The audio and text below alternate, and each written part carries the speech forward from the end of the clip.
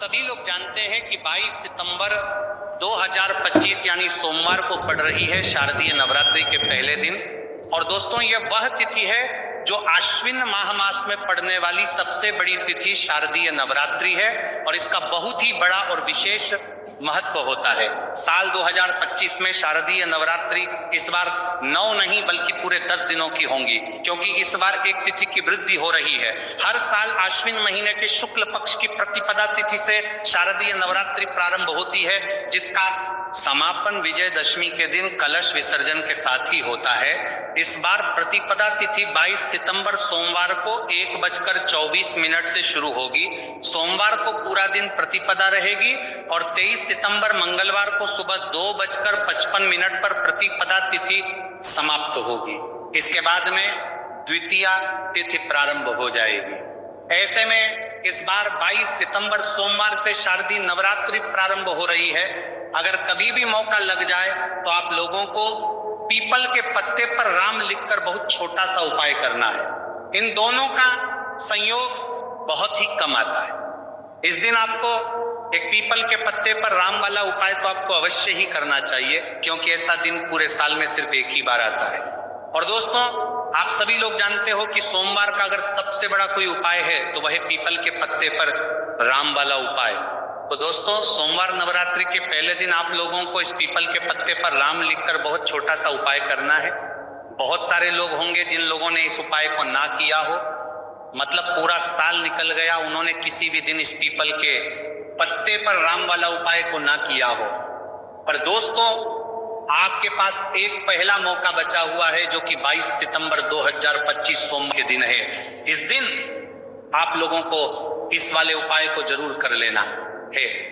भले ही आपने पूरे भर इस उपाय को ना किया हो, पर अगर आपने इस आश्विन माह के सोमवार के दिन अगर इस वाले उपाय को कर लिया तो आपको इस उपाय को करने का वह फल मिलेगा जिसकी आपने कभी कल्पना भी नहीं करी होगी। इसीलिए आप लोग इस वाले उपाय को एक प्राक्षण के बार जरूर कर लेना है, ताकि आप लोगों के हाथ से यह मौका ना जा सके और आपको इस उपाय को करने का फल मिल सके। दोस्तों, यह उपाय पंडित जी ने अपनी अभी की ही श्री शिव महापुराण की कथा में बताया है जी। इस उपाय को आज हम आपको बहुत अच्छे से समझाने वाले हैं। इस वीडियो को देखने के बाद इस उपाय को समझने के लिए आपको कोई और वीडियो को देखने की जरूरत नहीं पड़ेगी।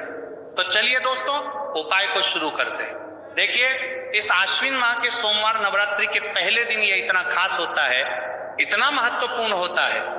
देखा गया है कभी कभी बड़े बड़े पूजा पाठ अनुष्ठान से जो मनोकामना पूर्ण नहीं होते, वह आश्विन माह के सोमवार नवरात्रि के पहले दिन एक छोटे से उपाय करने से ही आपकी मनोकामना पूर्ण हो जाती है।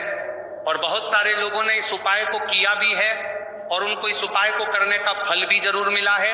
अगर आप लोग भी इस उपाय को करना चाहते हैं तो आप इस उपाय को पहले अच्छे से समझ लेना, सुन लेना, उसके बाद करना। आपको इस उपाय का फल जरूर मिलेगा और इस उपाय को कर लेने से आपके घर में चाहे किसी भी प्रकार की दुख और समस्या क्यों ना चल रही हो, आपको उसका कारण भी नहीं पता है कि भाई ये समस्या किस कारण से चल रही है, उसका कुछ भी कारण हो सकता है।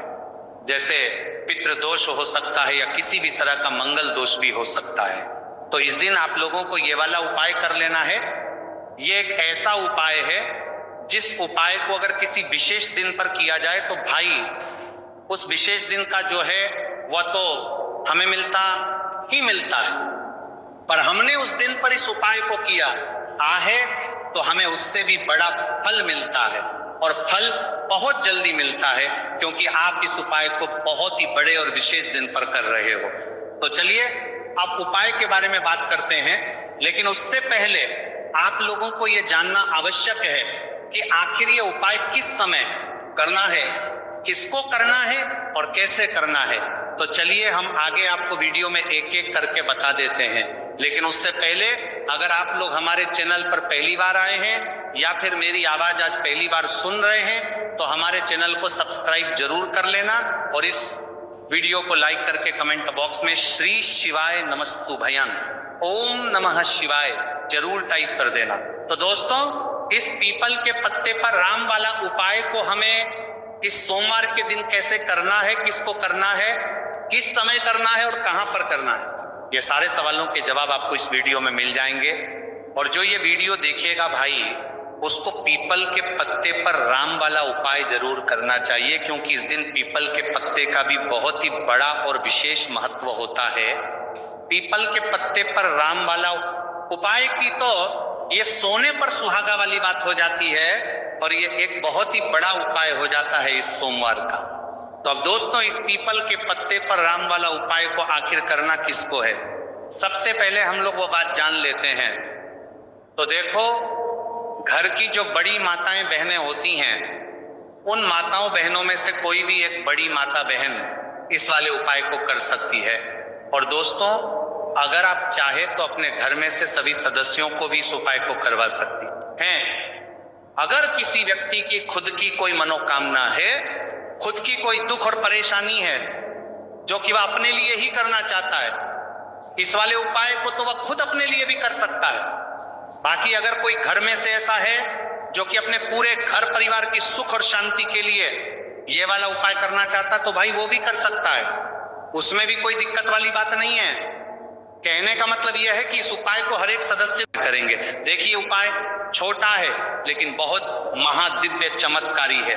मतलब उपाय को करने में ना तो आपका ज्यादा समय जाएगा, ना ही इसमें आपके ज्यादा पैसे लगने वाले हैं। और ऐसा समझ लीजिए कि एक बार ही अगर आपने इस उपाय को सोमवार में कर लिया, तो जब भी आप संकट मोचन हनुमान जी के उपाय करते हैं तो माँ दुर्गा की आपको असीम और विशेष कृपा मिलती है। माँ दुर्गा आपसे बहुत जल्दी प्रसन्न होती है और आपके सारे संकटों को वह दूर कर देती है। तो पीपल के पत्ते में और पीपल के पेड़ में होता है। देवी देवताओं का वास पीपल के पेड़ में। श्री हरि विष्णु साक्षात माँ लक्ष्मी वास करती हैं। पीपल के देव में हमारे पितरों का वास होता है। पीपल का जो पेड़ होता है, इसका पूजन करने से शनिदेव की कृपा, उनका आशीर्वाद मिलता है। और पीपल का पत्ता जो है, इसका उपाय सोमवार में करने से व्यक्ति के जीवन से बड़े संकट और कष्ट दूर हो जाते हैं, जिसमें कि शत्रु और आपके दुश्मन जो हैं, ये पूरी तरह परास्त हो जाएंगे, चारों खाने चित हो जाएंगे और कभी भी आपका कुछ नहीं बिगाड़ पाएंगे। अगर ये उपाय आप करते हैं तो देखिए, सबसे पहले तो आपको उनका सामना जो है बहुत आसानी से कर सके।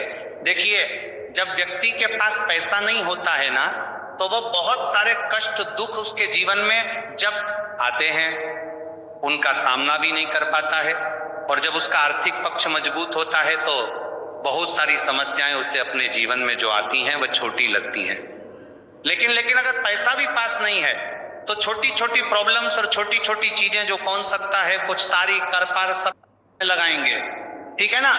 फिर जितने भी रूम हैं, कमरे,